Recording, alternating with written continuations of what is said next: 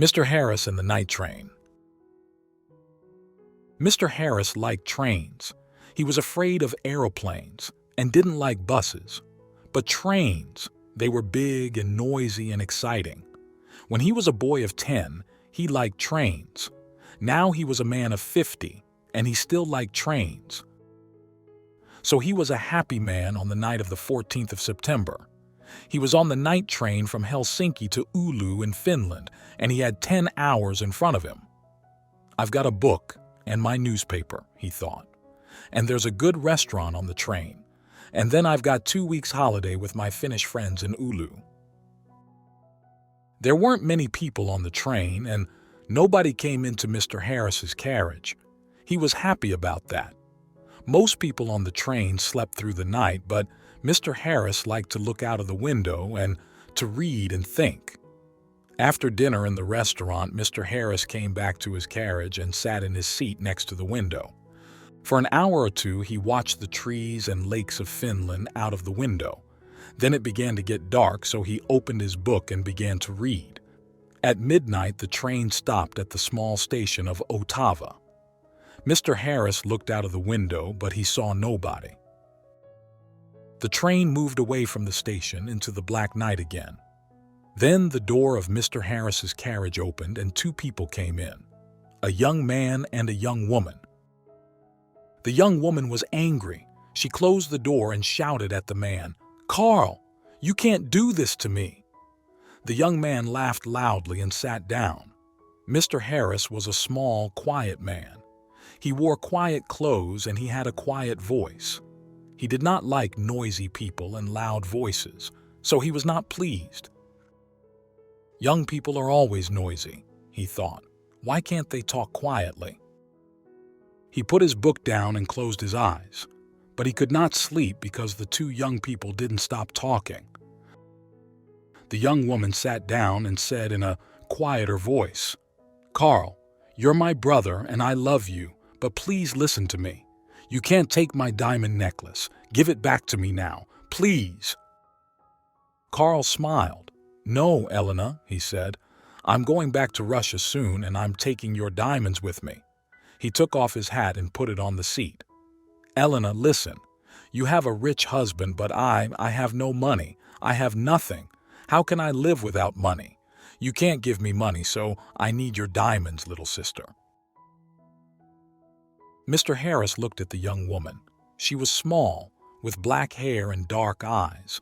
Her face was white and afraid. Mr. Harris began to feel sorry for Elena. She and her brother didn't look at him once. "Can't they see me?" he thought. "Carl," Elena said. Her voice was very quiet now, and Mr. Harris listened carefully. "You came to dinner at our house tonight, and you went to my room and took my diamond necklace. How could you do that to me? My husband gave the diamonds to me. They were his mother's diamonds before that. He's going to be very, very angry, and I'm afraid of him." Her brother laughed. He put his hand in his pocket, then took it out again and opened it slowly. The diamond necklace in his hand was very beautiful. Mr. Harris stared at it. For a minute or two, nobody moved and it was quiet in the carriage. There was only the noise of the train, and it went quickly on through the dark, cold night.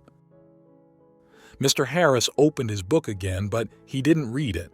He watched Carl's face with its hungry eyes and its cold smile. "What beautiful, beautiful diamonds," Carl said.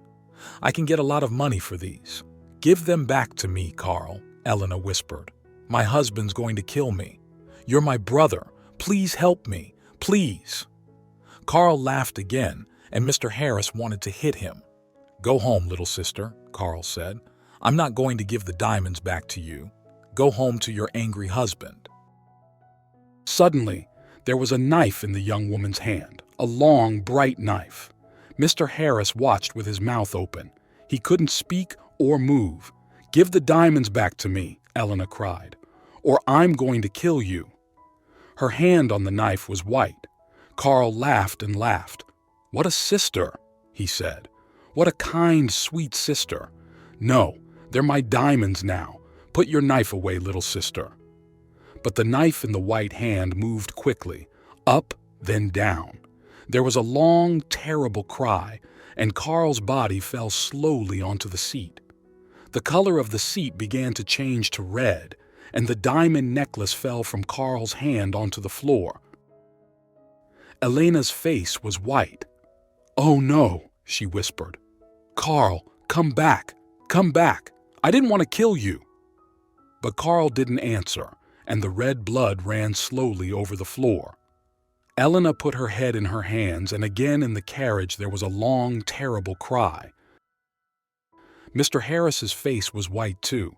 He opened his mouth, but he couldn't speak. He stood up and carefully moved to the door. The young woman was quiet now. She didn't move or look up at Mr. Harris. In the corridor, Mr. Harris ran. The guard was at the back of the train, and Mr. Harris got there in half a minute. "Quickly," Mr. Harris said. "Come quickly. An accident. A young woman. Oh dear. Her brother is dead." The guard ran with Mr. Harris back to the carriage. Mr. Harris opened the door, and they went inside. There was no dead body of a young man. There was no young woman, no blood, no knife, no diamond necklace. Only Mr. Harris's bags and his hat and coat. The guard looked at Mr. Harris, and Mr. Harris looked at him. "But," Mr. Harris began, "but they were here. I saw them. The young woman, she had a knife and she killed her brother." "A knife, you say?" the guard asked. "Yes," Mr. Harris said quickly. "A long knife, and her brother took her diamonds, so she—" "Ah, diamonds," the guard said. "Was the young woman's name Elena?" he asked. "Yes, it was," Mr. Harris said. "How do you know that? Do you know her?" "Yes and no," the guard said slowly. He thought for a minute, then looked at Mr. Harris. "Elena di Saronelli," he said. "She had dark eyes and black hair. Very beautiful. She was half Italian, half Finnish. Her brother was a half-brother. They had the same father, but his mother was Russian, I think." "Was? Had?" Mr. Harris stared at the guard. "But Elena, she's alive. And where is she?" "Oh no," said the guard. "Elena di Saronelli died about 80 years ago. After she killed her brother with a knife, she jumped off the train and died at once. It was near here, I think." He looked out of the window into the night.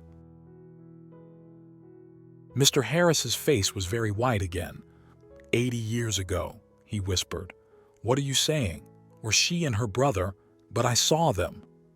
"Yes, that's right," the guard said. "You saw them, but they're not alive. They're ghosts. They often come on the night train at this time in September. I never see them, but somebody saw them last year, a man and his wife. They were very unhappy about it. But what can I do? I can't stop Elena and Carl coming on the train." The guard looked at Mr. Harris's white face. "You need a drink," he said. "Come and have a vodka with me." Mr. Harris didn't usually drink vodka, but he felt afraid. When he closed his eyes, he could see again Elena's long knife and could hear her terrible cry. So he went with the guard to the back of the train. After the vodka, Mr. Harris felt better. He didn't want to sleep, and the guard was happy to talk. So Mr. Harris stayed with the guard and didn't go back to his carriage. "Yes," the guard said. "It's a famous story. I don't remember it all. It happened a long time ago, of course. Elena's father was a famous man here in Finland. He was very rich once, but he had 3 or 4 wives and about 8 children, and he liked the good things of life, so there wasn't much money for the children. Carl, the oldest son, was a bad man, people say. He wanted an easy life and money in his hand all the time."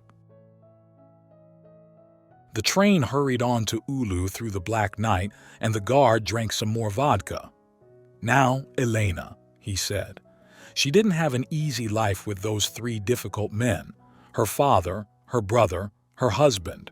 One year she visited her mother's family in Italy, and there she met her husband, Di Saronelli. He was rich, but he wasn't a kind man. They came back to Finland, and Carl often visited their house. He wanted money from his sister's rich husband. Elena loved her brother and gave him some money. But Di Saronelli didn't like Carl and was angry with Elena. He stopped giving her money, and after that, well, you know the story now. Yes, Mr. Harris said. Poor, unhappy Elena. Mr. Harris stayed with his friends in Oulu for 2 weeks. They were quiet weeks, and Mr. Harris had a good holiday. But he took the bus back to Helsinki.